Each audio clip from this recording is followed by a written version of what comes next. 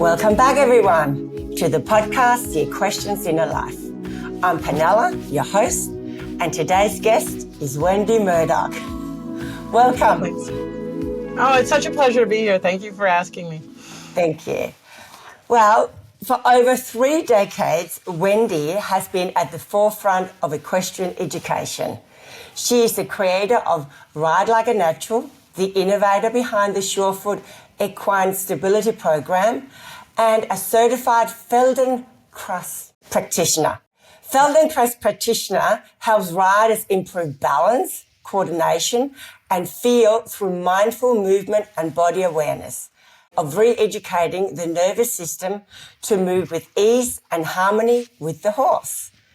Wendy's journey took a dramatic turn in 1984 when a severe riding accident launched her into a quest: how to heal, resensitize, and ultimately ride more gracefully, pain-free, and in harmony with her horse. From that moment forward, she set out to break down the barriers between theory and felt experience, integrating biomechanics, somatic awareness, and equine neuroscience into a learning model accessible to riders at all levels. Her passion is helping riders rediscover what great riders do naturally: clear communication, alignment, presence, and unencumbered movement. Wendy has synthesized all her teaching into practical, transformative tools for the body, the mind, and our relationship with the horse. In today's conversation, she's here with us, not just to explain, but to show us what's possible when the rider becomes a willing instrument, aligned, present, awake, and connected. She'll guide us through the mysteries of inner alignment, asymmetry, connection, and how to translate embodied knowledge into the saddle. Wendy is a teacher, a thinker, a practitioner, and above all, a guide for every rider seeking deeper clarity and harmony with an equine partner. So welcome. Thank you so much. That was lovely. To start the conversation off today, what is in your life inspiring you right now and giving you energy? Oh, my goodness. That's a huge question. We're going to start off with a bang here. Well, I just got back from a month in Kenya taking people on horseback safari to the Masai Mara. And that's kind of the pinnacle of my teaching, like that somebody can go there and they can ride and be safe and canter, on the Mara, on amazing horses. The horses that we ride are amazing. What being out there does is bring us back to the simplicity of life. And I think so often we complicate things. Our life, I came home and it's like, all right, this is broken and that needs fixing. And, I've got to put out that fire and I've got to do all these other things. But, out there, it just becomes really simple. It's you get up with the birds, you have breakfast, you eat, you ride, you just are embodying the environment of the incredible landscapes, the amazing game, and our crew, because it's mobile tented camp. So you're a community. You're a community of 13 guests. I was the 13th, and 26 crew. And it's mobile tented camp, so we move camp every few days. And it just brings you back to the simplicity of life, And I think that's what I always try to do with my teaching is it's really easy to get overcomplicated. It's really easy to kind of get in the weeds of things, and really we need to get back to those basics, the simplicity of it, as opposed to the complicating factors. Yes. And when you are on these safaris, what's the difference? Let's say you were not on horseback, but you just do it like normal, like other people do. They, are driven around. Well, we have people that go in the vehicle. Yes. You do? Yeah. Yeah, we do. We do, because we have husbands. But the difference is that because it's mobile tented camp, when we move camp, we leave ashes, and that's it. So you're this traveling unit. Unlike people who stay in a lodge and go and, out every day and look at game, but go back to a lodge, we're in this amazing group of, like I said, the crew, and some of the crew have been on every single safari I've ever done starting back in 2008. And so they're your family. They're truly your family. And everybody depends, like everybody's got to work together. Like nobody can, like, if somebody's not reporting for dinner but hasn't said, it's going to hold up dinner. Because the crew is going to wait for that person, right? So everything needs to work in concert with each other. There isn't, you can't have somebody walking off and doing, actually, you walk off, it's really dangerous if you walk out of camp. So there's that sense of community that we're all there together. We're there with our crew, and we all have our roles. We as guests have the role of guest. And so it's that, I think that's what it is, I always talk about how when I go back to Kenya, I'm with my Kenyan family. Yeah. That's the thing. And I think, with horses, we have communities and we have families, but I think sometimes we get a little bit, we think of like somebody else's discipline is not my tribe or not my family. And it's like, we have one thing in common, and that's the horse. Yes. So it doesn't matter. Yeah, you might be doing barrel racing, or you might be, doing dressage, or you might be show jumping, but we all have that in common. And I think the more we can start to seek the commonalities, the less the things that aren't, like, we have mostly everything in common. I think that's, but it's so easy to get kind of caught up in what's not common. Yes. Oh, well, I have some very good questions for you that I have really been wanting to get some good answers for. Now, can you tell us, please, how does the rider's inner alignment, both physically and mentally, influence the quality of the outer ride? Okay, so here's the way I look at it. Again, simplicity. There is an overriding law called gravity. None of us can escape it. Yes. So, gravity is the draw toward the center of the earth. And the opposite of that is ground reaction force, the earth pushing back. And without gravity and ground reaction force, none of what we think is normal can happen. In other words, you can't walk if you don't have gravity pulling you to the center and ground reaction force pushing back. So gravity is pulling us toward the center of the earth. Ground reaction force is pushing us up. The thing that allows us to stand and move across the earth is our skeleton. And the skeleton, believe it or not, triggers the flight reflex. So there's research that actually says that there's a hormone called osteocalcin released from the bones in all mammals that is actually the trigger for the flight reflex. So when you see someone moving in a stiff way, or you see a horse with a braced leg, since I've been learning about this, I look at them and I go, oh, wait a second, they're already stressed, or they're already in a flight mode. They may not be moving, but they already are.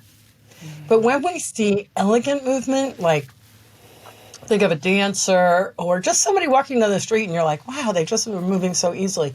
There's a confidence that comes with that because of the ease and efficiency of the movement. And it's something we sense and feel. We can't always put words to it. We don't always know why we're drawn to it. Like if you see somebody who's like at a party and they're really confident and they're, you're like, wow, that guy's pretty cool, right? And he's really kind of rigid and you're like, I don't want to talk to that guy. He's like, so we innately recognize this, even if we don't consciously acknowledge it. When you think about the way we've been taught to ride, sit up, shoulders back, heels down, it's all very rigid. It's all very stiff. And so the person learning to ride that's given these barked instructions, I'm sure you know what I'm talking about, they're not in a position to feel because they're already in a position of stiffness. Now, it's not that you want to be floppy and like a rag doll on a horse, but to ride really well requires that we move with the horse, right? Yes. And to move with the horse, we have to understand what that movement is or how we move that way. We need to know a little bit about our own anatomy, hip joints for one. The number one thing I teach around the world is where people's hip joints are. They don't know, right? Yes. So when we think about, when you see that rider on a horse and you're like, wow, that rider is really married to that horse. It's really moving with that horse. Again, your brain instantly recognizes this thing. It's not like, oh, maybe. It's like, wow, I want to watch this rider because it's so fluid. Yes. We don't know why it's fluid. We don't understand how it's become fluid, but we do innately recognize there's something in the way that person is moving with that horse that is truly in harmony. Yes. And then we go back to the way we're taught riding. Sit up, heels down, shoulders back. And so it's unfortunate that we're in a bit of a conflict because, the instructions that we're given, and I tell you, I've yet to meet a student that isn't trying their hardest to do what they've been told to do. Yes. Right? I mean, they really want to get this, they want to accomplish this thing, but they're not being given the information that actually puts them in harmony. Yes. They're being given information that puts them in a braced position, which creates disharmony. And then they wonder, why can't I ride like that? Why isn't my horse doing? How come my trainer can get on and my horse moves this way? And I'm not going to fault the trainers necessarily because they don't have the words for how they're doing it. They don't even know what they're doing. Yes. It's so on an unconscious level, not on an analytical level. And then they try to teach it on an analytical level, and the student tries to process in an analytical way. Yes. But really, it's about ease of movement and what marrying our bodies like a dancer. I know that's an overused image, but it's a good image. Yes. That you don't cling to the horse. You have to marry to the movement of the horse. Sitting trot is a classic example. I mean, so many riders try to sit the trot, and so then they try to sit and they stiffen and they brace, and then they can't sit and they bounce because they're trying to sit as opposed to marry to the movement of the horse's back. Yes. Without rising. Yes. Does that make sense? Yes. But then the question here is then, that must have a lot to do with individually, like each rider having good core stability and really understanding their own center. How does that come into play? The core stability, when I was a kid, they never talked, that didn't exist as a concept, core strength or core stability. And I always say that, little kids can ride and they can ride really well and they don't have this muscle strength. So are we looking at core stability or are we looking at the little tiny postural muscles that organize us? So a little kid, their head relative to their body is huge. So their intrinsic postural muscles are working to keep that head, which, per mass is enormous compared to the rest of them. Yes. And when we become adults, we try to use the larger muscles as opposed to the little muscles that the kids use, right? And it's the little postural muscles. So, I'm sitting on a chair right now that has no back. Yes. But how many people do you know that spend all day sitting in a desk chair that's now so ergonomic that it's supporting them everywhere? That I think of it like a lobster shell. Yes. They don't have to use their intrinsic muscles because the shell is supporting them. So the first thing we need to think about is what can we do in everyday life to start just practicing using those little muscles, whether it's, standing on an unstable surface, walking barefoot in the grass, not leaning on our chairs, finding good desks. Because, let's face it, everybody's got a job that they have to sit at a desk for pretty much or stand at a desk. Yes. And we don't get to spend nearly as much time in the saddle as we'd like. There is actually a book called The Chair, and it says the best chair is the saddle. Oh, really? Yeah. Well, I'll agree with that. Right? Yeah. Okay, so we need to work on that kind of stability in everything we do, not just on the horse. Mm-hmm. So this is where just being mindful of, whether or not are we sitting back in our car and letting it, slope us way back and so that we're not sitting up well. And then the next thing is, do we know where our hip joints are? Yes. Because if we don't know where our hip joints are, and believe me, like I said, it's one of the things I teach most is people think, I say, where are your hips? And they point to the top of their pelvis, and that's not a joint. And the horse, if you think of moving from the top of your pelvis instead of from your hip joints, that stiffens your legs. So your hip joints are where your leg joins your body. That's where your hip joints are. Yes. And just thinking about where your hip joints are and is going to change how you function. Like I do all the time at clinics. I have people walk and just point out the front of the hip joint, just placing the hand in the crease of the pants where the leg meets the body. Mm-hmm. And their stride changes, their knee moves, their knee bends more. That's the horse's stifle, right? Uh-huh. So just that will start changing the way a horse moves because they're not stiffening against the horse. And this is where, heels down has gone so far toward pushing the foot down and forward so that the heel is going toward the horse's front leg, but that's creating stiffness in all of the joints. Mm-hmm. Whereas if you think of heels down with the heel going toward the horse's back leg, his hind leg, that will soften all the joints and allow more movement for the horse. But these are just simple things, right? Yes. It's so important, isn't it, for all us equestrians to know all these very fundamental principles so that we can really evolve in our riding. Because what have you seen, over the years with equestrians that don't have this inner knowledge really of themselves and always looking maybe just to the horse? How does that then unfold? If you know what I mean. I do. Yeah. And if we are not taking responsibility for improving our own function, then the horse can only, okay, I don't believe that it's all the rider. I don't, some people say, well, it's always the rider, it's all the rider. I don't believe that. Horses get injured, horses have issues, horses have, just like people. But we have to take the responsibility as the one with the brain to be able to go, okay, if this isn't working, then I need to reevaluate, right? If I'm struggling, then I need to stop and reevaluate. And I always tell people to take their adult with them because so many of my students are professionals. They're lawyers or doctors or teachers or housewives that have raised children.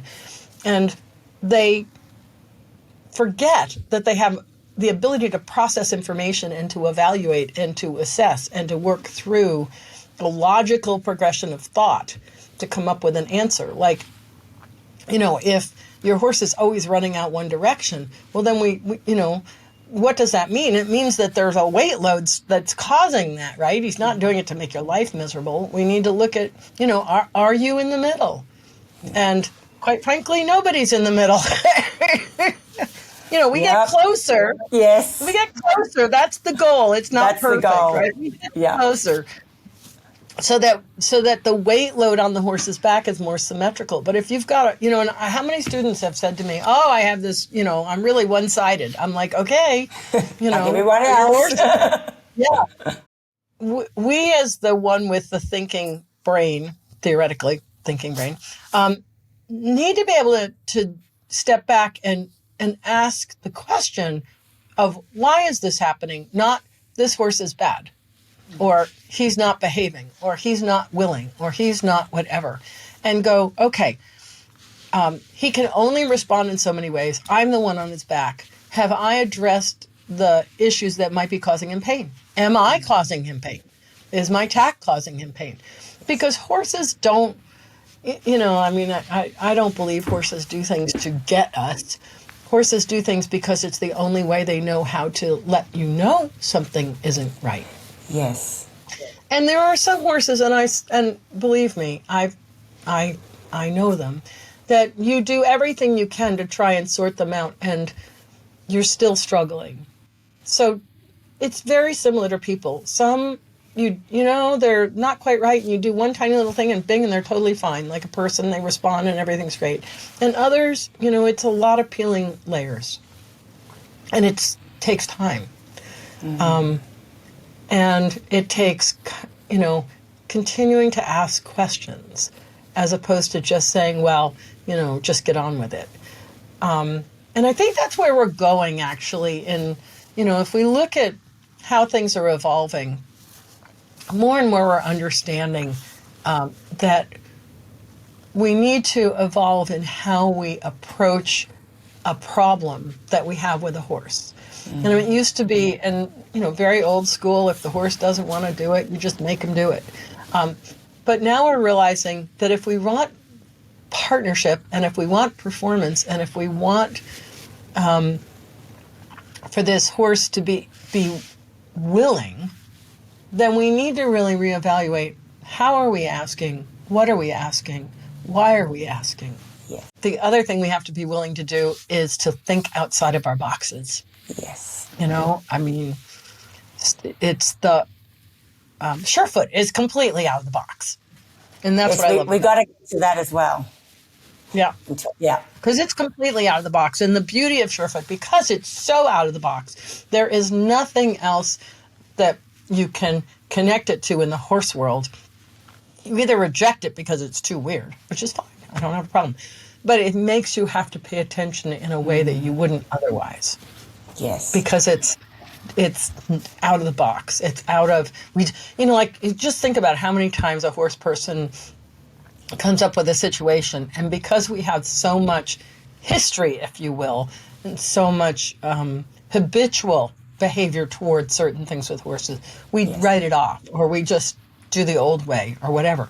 We don't think of another possibility because we're so habituated in the old patterns. And Surefoot is like, there is no old pattern to habituate to. You just can't. You just got to deal with what you see in front of you.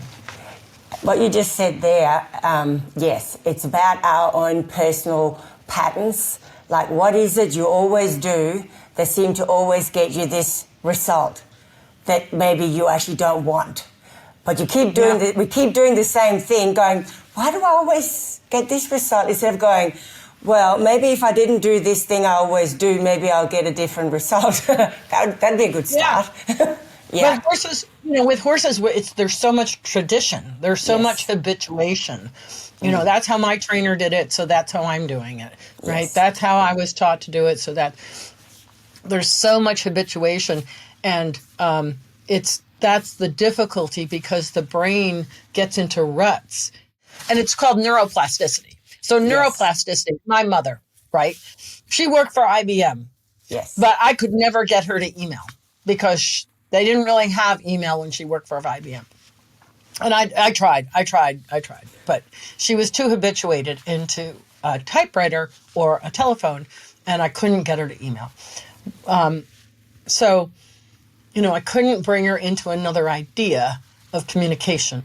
And so this is the thing, is that we get into these ruts. It's why we can drive our cars and, eat a candy bar and listen to the radio and talk to our friends, because it doesn't take a lot to drive the car anymore because it's so habituated, right? It's so ingrained. But if we want to really make a difference, we need to to stop and go, wait a second, I just did that as a habit. I didn't really think. And in order to change a habit, there has to be a moment of conscious awareness.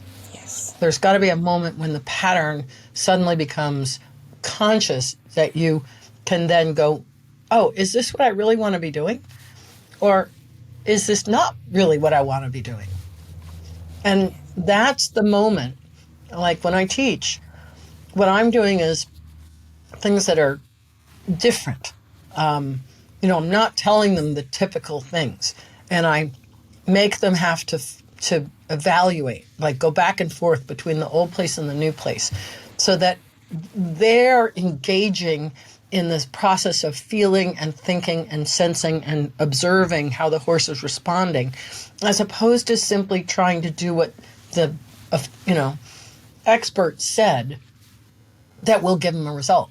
Because I don't know what's going to give them that result. I only know if I help them start to learn how to ask questions and take a moment to experiment and to assess and to listen and look at the horse like, wow, how did the horse respond to that? Then that's where you get the dialogue. That's where you really get the interaction.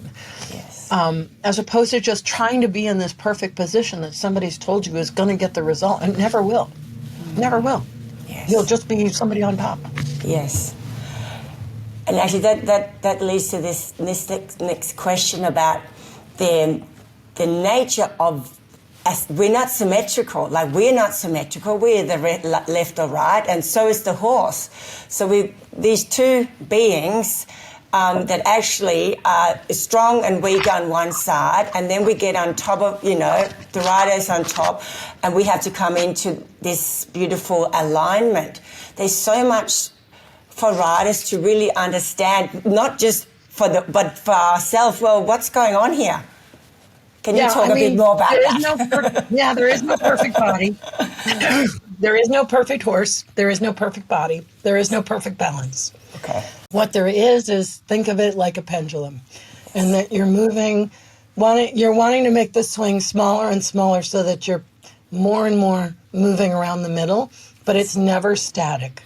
Yes. It's just, as long as you're breathing, it's not static, right? Because breathing is movement. And our goal is not perfection. So many people, it's just like, what do you want? Oh, I want to be the best. Okay, great. But perfect isn't going to be it. What's amazing to me, and I'm going to go back to safari for a minute, because we were there for 9 days, and then I brought a second group, and they were there for 9 days. And then there was another group after us that was there for 9 days. And these horses kept adapting to each rider who rode them. That's amazing. Yeah. Right? They were like, okay, I got a new person. All right, what they're going to be like. All right. And you could see it on day one. There's that little bit of trying to get to know you, and the person's trying to figure out the horse, and the horse is trying to figure out, well, who are you and what are you like? And then you see it over the 9 days where it starts to get smoother and better and better and better. And what I have to give credit to is my outfitters and their ability to know their horses and read people and match them. I have a little input, but they're the ones who decide who's going to ride what horse. And how quickly they can evaluate personality, temperament, size, whether this horse this horse likes to be more forward, or this one's going to be a little further back, or this one's a little quieter, or this rider will be okay with this horse because she likes to play up a little bit. And I think that's one of the key things that we often don't take into consideration, but we should. When we're looking for this partnership, it's not just the physical structure. It's the temperament, the personality of the person. Are you a meek person? Then you don't get a really strong, bold horse, because it's going to scare the shit out of you, right? That's for sure. Yeah, but it's like there's so much more than just simply being symmetrical in terms of your own body, because you've got to marry into this whole psyche, this whole this being's are you a fiery thoroughbred? So I'm not going to give you a little timid rider who's going to get scared the first time you kind of take off a little bit, but I'll give you somebody who's like really quite bold and laughs at you when you do that and goes, ha ha ha. So that's just as important as symmetry, because horses can adapt to asymmetries. They do it all the time. Look at therapeutic riding.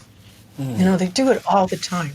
Do we want to do the best we can so that I think the thing, you want to be as in the middle as possible. Don't get me wrong, right? Gravity's acting on us all the time, and it's kinder when we are in good alignment, period. Just look at old people when they start to get, a little bit humped, and pretty soon gravity is not kind to them whatsoever, and it's pulling them more and more into a curve. Yes. So yes, we want to be in a good alignment. But we also want to be able to recognize that if we are a stable mass on the horse's back, that they can adapt. And it's the unstable, well, think about it. When there's a lot of wiggling around, that the horse is like a basket on your head. He's constantly having to figure out, well, where are you? Where are you? Where are you? But if you are a stable mass on the horse, like here, when they go elk hunting, they pack out an elk on on a pack horse. If that pack is stable, that horse can pack hundreds of pounds. But if it's wiggling around, it cripples them. So that kind of stability, that type of stability comes from good function, from the joints being able to absorb movement. You know, I love to watch things like the X Games, and particularly like the skateboard half pipe, because you watch these guys and they're, you know, like you can see them. They fold and unfold and they're using their joints. And then you can see, their feet got a little out in front of them and they're down, right? And we need to think about that same idea when we ride a horse, that if we can allow our joints of our legs to open and close and go with the horse's movement, then we become a stable mass. It's when we brace that it becomes a problem. So it's that resistance is not a good thing, is what you're saying. Yeah. We need stability in our postural muscles, but it's always a play between stability and mobility. That's the two sides of the coin. Okay. So you need the stability in the torso, but you need the mobility, particularly in the limbs, in the hip, knee, and ankle. And when you brace on the stirrup, you lose the mobility of your primary shock absorbers, like your half pipe guys, right? Yes. The minute they brace against their skateboard, they're done, right? They're out of there. So they need that. You need that mobility in the joints that are designed to absorb movement, the hip, knee, and ankle, so that the torso can then basically be quiet. The spine does not like to try and absorb movement. The spine really wants to be rather stable. And people think all these joints in the spine is to increase mobility. It's actually not. It's to limit movement so that the spinal cord is protected. So, you know, you have, I know it's like the flip side of thinking about it, right? You've got the vertebrae, and they're very specific in their design to allow certain types of movement, but then to protect that spinal cord. So like your lumbar spine on your horse, you know, your lumbar spine. Oh, I love this. You've got these transverse processes that are like 12 inches long, and there's not a lot of mobility in that lumbar spine laterally because those transverse processes would run into each other. And so you know that there's a lot of stability right there to protect that spine, right? And even in the neck, you know, each joint is very specific, but if you don't protect the spine, you're in big trouble. So what are some like exercise you could suggest that's really good for us equestrians to sort of do off the horse to improve what you're talking about? The first thing I'm going to tell you is get away from the back of your chair, right? Like if you're sitting at a desk all day long, spend at least 10 minutes an hour scooting forward to the edge of your chair and finding your sit bones, and just thinking of aligning your head over your sit bones so that you're actually using your little postural muscles to stabilize. Now, you know, some people like to sit on a ball, but the problem with the ball is you get tired and then you go back to slumping. But if you just sat up from your chair, 10 minutes every hour to just make sure that your postural muscles are getting some input. Like, okay, guys, you got to do your job. Because, if I'm just sitting back in a chair all day long and letting the chair support me, then I get on my horse and I think I'm going to have good posture. I'm like, you got to practice it off the horse. Yes.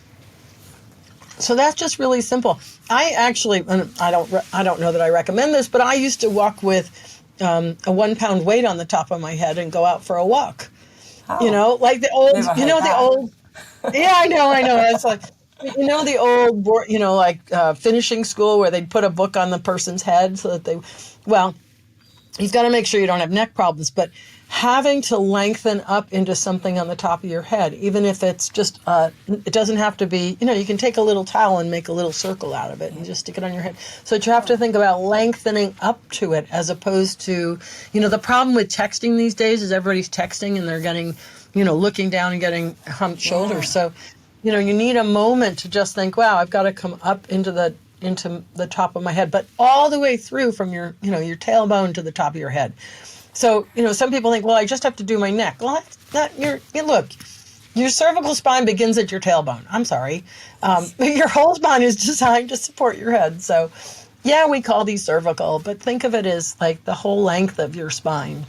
So simple thing, just reminding yourself with just a hand to think of lengthening up into your hand. Because when we get on the horse, your weight is your weight. Okay, if I put you on a scale, this is what you weigh.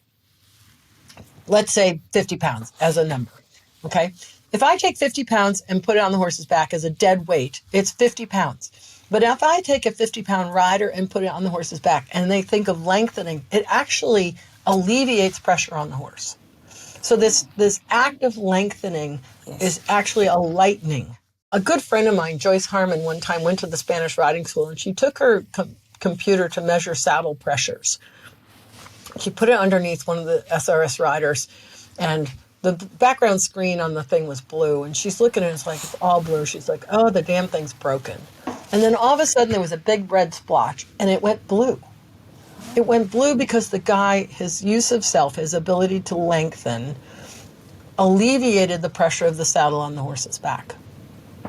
Wow. So, your weight is your weight, but the way you carry yourself, your self-carriage, can alter the pressure on the horse. Now, if you're bracing and pushing on your feet to try and lengthen, that's not going to work because now you have a downward force trying to make an upward force, and that doesn't work. And more specifically, when you brace on the stirrups, Newton's third law, for every action, there's an equal and opposite reaction. So the harder you push on the stirrups, the harder they push back on you. But the problem is, where is the stirrup attached? It's attached to the stirrup bar. So as you brace on the stirrup, you're increasing the pressure on the stirrup bar, which is right behind the horse's shoulder, where you don't want to put pressure. Oh, yeah. Right? Yeah. So again, if you think of your heels going to the horse's back feet instead of the front feet, if you think of that, just a simple lengthening, like putting the hand on top of your head and just lengthening up a little bit when you sit away from the back of your chair, you'll start to create a degree of self-carriage, which is what we need on the horse. So, you think of, if I want my horse to be in self-carriage, his torso has to stabilize so that his limbs can be free. I have to stabilize in my torso so that my limbs can be free. But if I create the brace by pushing my heel and locking up that joint and not having a functional hip, knee, and ankle, then that doesn't work. Now I've actually increased my pressures on the horse instead of decreased them.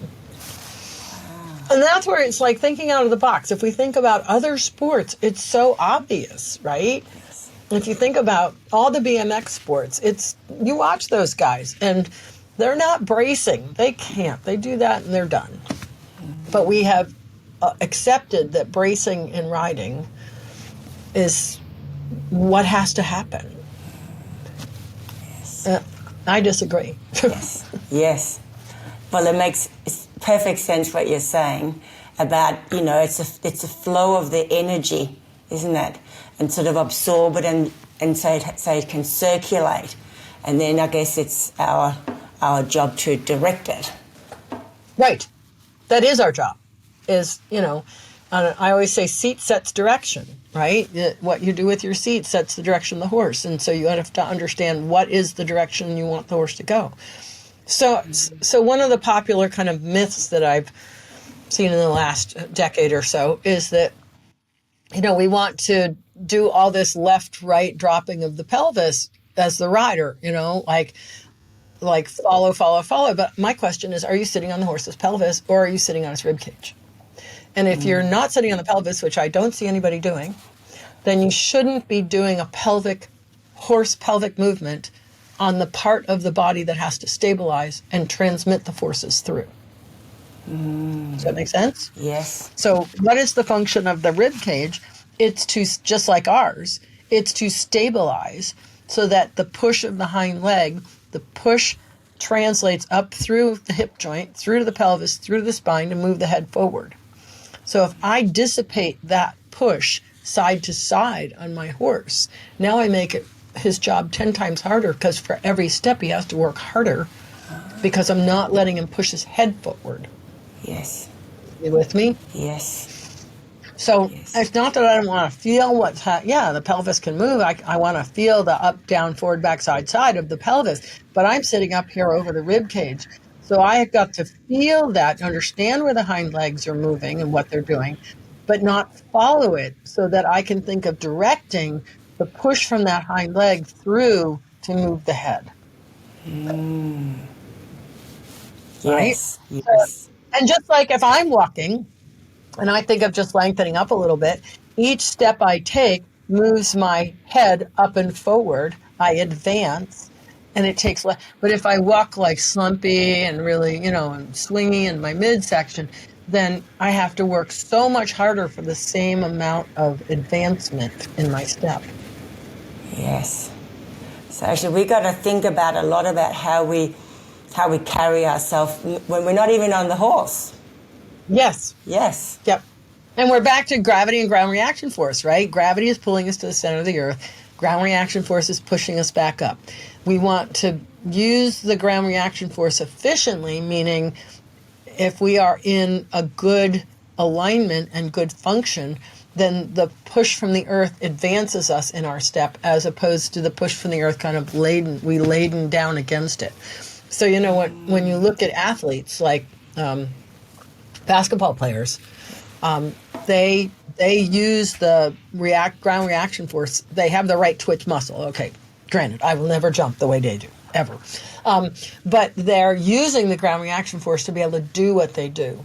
Anytime you see any kind of acrobat or any kind of like Cirque du Soleil or any of those kind of athletes, they're so organized that they can immediately access the ground reaction force to do the tumble or do the swing or do the jump or whatever, or the horse. And so the horse has to be able to do the same thing. When you take a jumper, when his foot hits the ground to actually do the jump, if it hits the ground in the right way, then it's a springboard and he can spring over the jump. But if he hits it and the rider drops down on him or leans, now we've got dissipated forces going to the side. And so he either has to make a bigger effort or in some way generate enough force to still get over the jump because he's not as efficient. And this is where, in the old high jump, the way they used to do it is people used to just kind of jump like a little box. And then they realized that if they jumped and they rounded over the jump, they basculed, they could jump higher with less effort because their center of gravity, and this is dynamics, and I'm not going to talk physics. All I'm going to say is it's below the body. So for the height of the bar you're clearing, it's not as much effort because of the shape. So when a horse actually bascules properly over a jump, it takes less effort than if he deer jumps it. Way less effort. Yes. Right? Yes. And then, of course, in high jumping, we went to the Fosbury flop where they figured out if they actually went over the bar backwards with their back to the bar, it made that even better. And they could get higher with the same effort because of the physics involved. Yes. No, we don't want our horses jumping that way. No. No Fosbury flops. No. But the bascule, right? And so if a horse can't bascule over the jump, he has to work harder.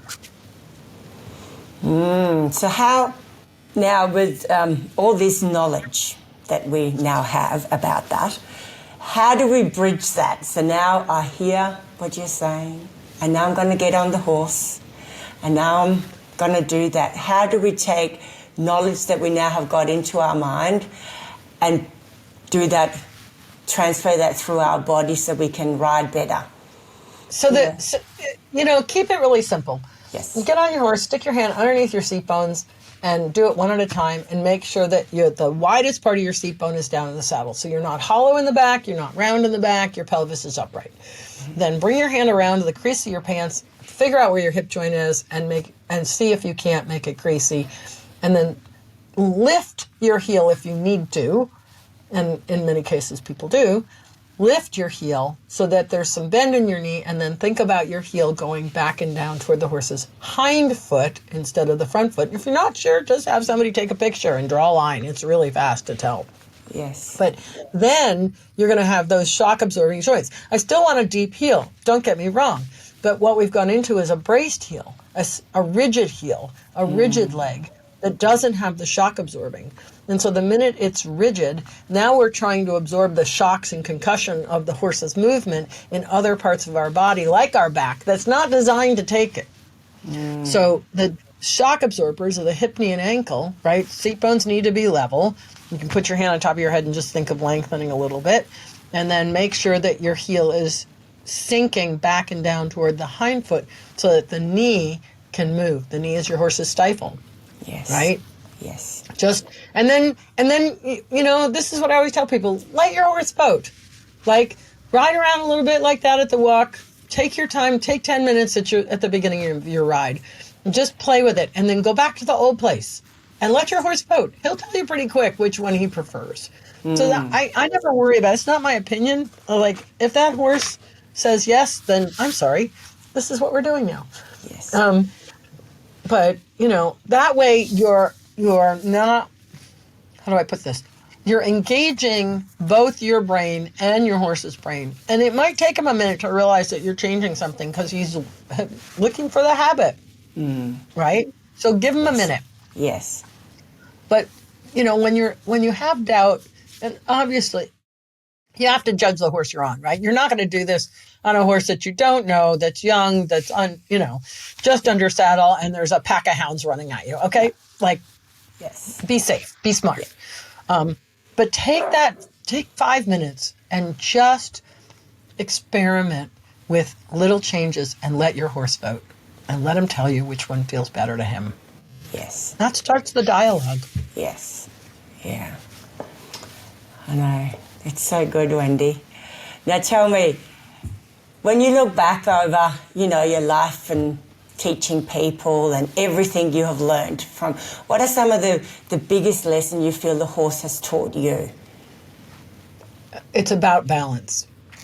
It's not behavior, it's balance. Whether it's mental, physical, or emotional, that they're out of balance, that's where we get behavior. We think of behavior as something that they're doing to us.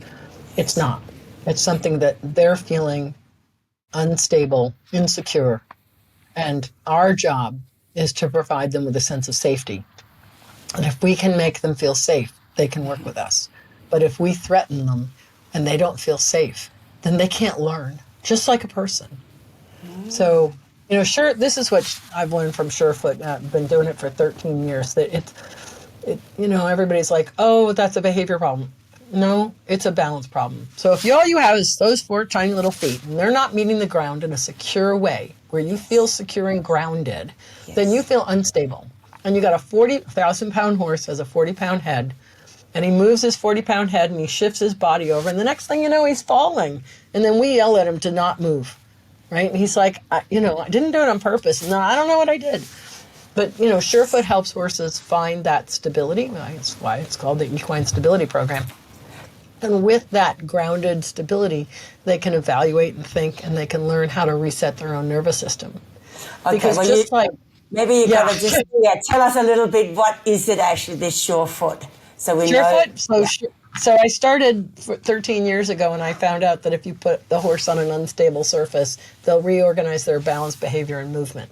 And it's fast. I mean, and I tell people it's fast. They're like, they don't know what I mean by fast. 15 seconds was the first horse I ever did.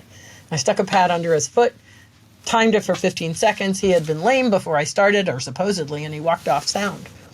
And so, when you stop and think about it for a second, the amount of surface area of your 2 feet relative to your body is huge compared to a horse. Huge. They've just got those 4 little feet, right? And they're balancing a 1,500-pound body on those 4 little feet. And then they got this big, massive head at the end of a 3-foot lever arm. So they go to look at something and they swing over, and the next thing they're like, holy crap, and then it's, So for that, when, it's like, when you see a really confident horse, he's very able to stand. He's very stable, so he can evaluate. And so Surefoot is the process of placing a variety. There's a graded system starting from hard and then moving through to softer densities, but placing pads underneath the horse's feet to bring in that awareness and allow the horse the opportunity to reset his own nervous system. And this is the thing that I just love about Surefoot, is that the horses do the work. My job is to facilitate their process, but I stand back. I put them on a pad and I stand back and I watch them reset their own nervous system. And in some ways, it's kind of like like hitting the reset button on a computer with some horses. It's like they just restore to original programming. With others, it's used for rehabilitation. It's used for calming, relaxation, improved movement, training. I've worked with horses where they couldn't do something, and I stuck them on some pads, and the next thing they could do the thing I wanted. And it wasn't that they were trying to be bad horses. There was just something about their balance that they were missing. So this sounds really good. So can the riders use that as well? Yeah, actually. I'm sitting on my Surefoot pads every day. You do see subtle. We've had some amazing stories with people. Like one woman was tripping and she stood on her Surefoot pad and she stopped tripping altogether. And other people that have been, really hunched over and stood on the pad and stood up. So yes, you absolutely can. And for humans, it's really good just proprioceptive training, because as we get older, we tend to start losing our balance. So using Surefoot pads to help maintain spatial awareness and balance is a good thing. Mm-hmm. And then it will help you understand a little more about what's going on with the horses. Yes. But seeing a horse, when you see a horse and you watch what happens, there's no question, right? It's like, because horses don't lie. No. They just respond. Yes. Yeah. Wow, it's fascinating. Wow. It's really fun. Yeah. Really fun. Now, tell me, Wendy, as we're finishing off our conversation, if you could whisper a message into the heart of every question, what would that be? The horses are whispering all the time. We have to learn how to listen. That's a good one. Yes. Thank you for that. We need to hone our observation skills, our body awareness skills, our observation, right? To really see what's going on, and it's the subtleties, the little tiny things. Yeah. Well, thank you so much.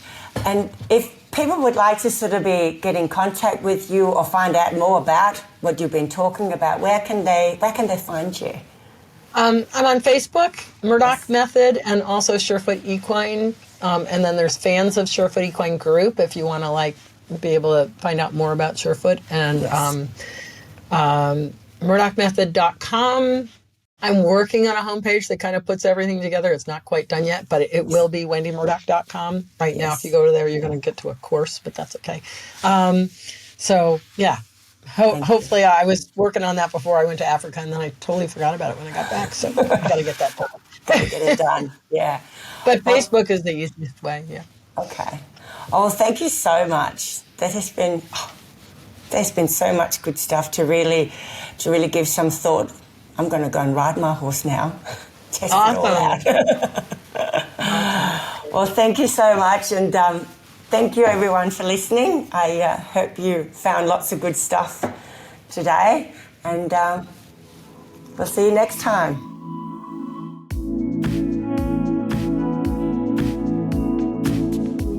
Thank you so much for listening, everyone. I hope you really enjoyed it and found lots of wisdom and inspiration to take with you. If you enjoyed this conversation, please remember to like and subscribe below. That will help these conversations reach other equestrians like you. Thank you. Until next time, ride the way you want to live.